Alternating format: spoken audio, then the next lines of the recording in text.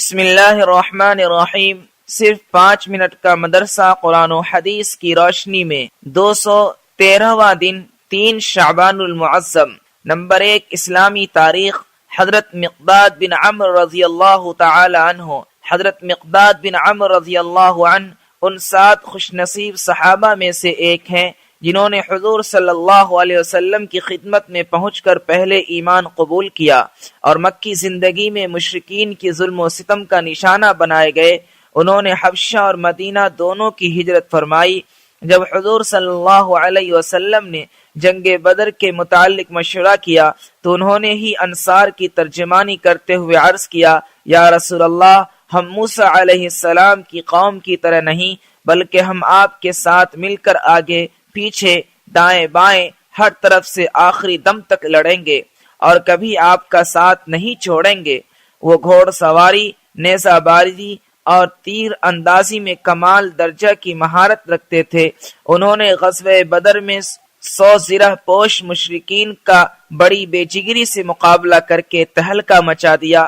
وہ بیعت رضوان میں بھی شریک ہوئے اور حجۃ الوداع کے موقع پر حضور صلی اللہ علیہ وسلم کے ساتھ حج ادا کرنے کی سعادت حاصل ہوئی۔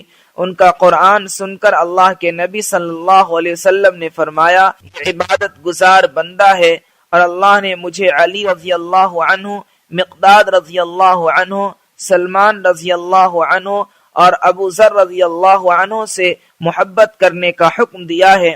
ان کی زندگی میں عشق رسول اور شہادت کا جذبہ نمایاں نظر آتا ہے۔ بالآخر 70 سال سے زائد عمر پا کر سن 33 ہجری میں انتقال فرمایا۔ جنازہ کی نماز امیر المؤمنین حضرت عثمان غنی رضی اللہ عنہ نے پڑھائی اور جنت البقیع میں دفن کیے گئے۔ نمبر 2، اللہ کی قدرت۔ ہمارے جسم میں خون کون بناتا ہے؟ اللہ تعالیٰ نے انسانی زندگی کا دار و مدار جن چیزوں پر رکھا ہے ان میں سے خون ہے۔ اگر جسم میں خون کی کمی ہو جائے یا خون بننا بند ہو جائے تو انسان کا زندہ رہنا مشکل ہو جائے گا۔ خون کے اندر ایک قسم کی حرارت اور گرمی ہوتی ہے جس سے وہ پورے جسم میں دوڑتا ہے اور ہماری زندگی چلتی رہتی ہے۔ یقیناً یہ اللہ کا بنایا ہوا نظام ہے کہ بے جان چیزوں سے انسان کو حیات بخشنے والا خون بناتا ہے۔ نمبر 3، ایک فرض کے بارے میں جمعہ کی نماز ادا کرنا۔ رسول اللہ صلی اللہ علیہ وسلم نے فرمایا، جمعہ کی نماز جماعت کے ساتھ ادا کرنا ہر مسلمان پر لازم ہے مگر 4 لوگوں پر لازم نہیں ہے۔ نمبر 1، وہ غلام جو کسی کی ملکیت میں ہو۔ نمبر 2، عورت۔ نمبر 3، نابالغ بچے۔ نمبر 4، بیمار۔ فائدہ، جہاں جمعہ کے شرائط پائے جاتے ہوں وہاں جمعہ کی نماز ادا کرنا ہر صحیح و تندرست اور بالغ و مقیم مسلمان مرد پر فرض ہے۔ نمبر 4، ایک سنت کے بارے میں سوتے وقت معوذتین پڑھنا۔ رسول اللہ صلی اللہ علیہ وسلم ہر رات جب بستر پر لیٹتے تھے تو دونوں ہاتھوں کو دعا مانگنے کی طرح ملا کر سورہ اخلاص اور معوذتین یعنی قل اعوذ برب الفلق اور قل اعوذ برب الناس پڑھ کر ان پر دم فرماتے، پھر تمام بدن پر سر سے پاؤں تک جہاں جہاں ہاتھ جاتا ہاتھ پھیر لیا کرتے تھے۔ 3 مرتبہ ایسا ہی کرتے تھے۔ سر سے ابتدا کرتے اور پھر منہ اور بدن کے اگلے حصے پر، پھر بقیہ بدن پر پھیرتے۔ نمبر 5، ایک اہم عمل کی فضیلت، اولاد کو ادب سکھانا۔ رسول اللہ صلی اللہ علیہ وسلم نے فرمایا، کسی شخص کا اپنی اولاد کو ادب سکھانا 1 صاع اناج یعنی تقریباً 3.5 کلو گیہوں صدقہ کرنے سے بہتر ہے۔ نمبر 6، ایک گناہ کے بارے میں مرد و عورت کا ایک دوسرے کی نقل کرنا۔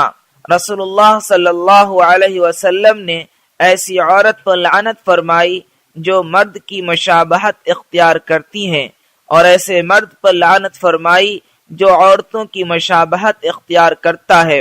فائدہ، مرد کا عورتوں کی شکل و صورت اختیار کرنا اور عورت کا مردوں کی شکل و صورت اختیار کرنا ناجائز اور حرام ہے۔ نمبر 7، دنیا کے بارے میں۔ دنیا اللہ کی نظر میں رسول اللہ صلی اللہ علیہ وسلم نے فرمایا، اللہ تعالیٰ کے نزدیک اس کی مخلوقات میں سے کوئی چیز دنیا سے زیادہ قابل نفرت نہیں، یعنی سب سے زیادہ نفرت دنیا سے ہے، اور اس نے جب سے اس کو پیدا کیا ہے کبھی بھی اس کی طرف توجہ سے نہیں دیکھا۔ نمبر 8، آخرت کے بارے میں اعمال کو تولا جائے گا۔ قرآن میں اللہ تعالیٰ فرماتا ہے اس دن اعمال کا وزن برحق ہوگا، پھر جن کا پلہ بھاری ہوگا تو وہ لوگ کامیاب ہوں گے، اور جن کا پلڑا وزن میں ہلکا ہوگا تو ایسے لوگوں نے اپنے آپ کو نقصان میں ڈالا ہوگا، اس لیے کہ وہ ہماری آیتوں کے ساتھ ناانصافی کرتے تھے۔ نمبر 9، طب نبوی سے علاج، راکھ سے زخم کا علاج۔ غزوہ احد میں جب رسول اللہ صلی اللہ علیہ وسلم کا چہرہ مبارک زخمی ہو گیا تو آپ صلی اللہ علیہ وسلم کی صاحبزادی حضرت فاطمہ رضی اللہ عنہا خون دھو رہی تھی اور حضرت علی رضی اللہ عنہ زخموں پر پانی ڈال رہے تھے۔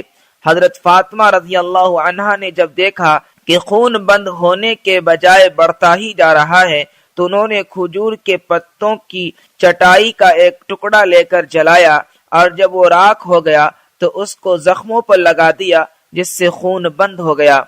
فائدہ، حکیموں نے لکھا ہے کہ ٹاٹ اور کھجور کی چٹائی کی راکھ بہت بہتے ہوئے خون کو روکنے میں بے حد مفید ہے۔ نمبر 10، قرآن کی نصیحت۔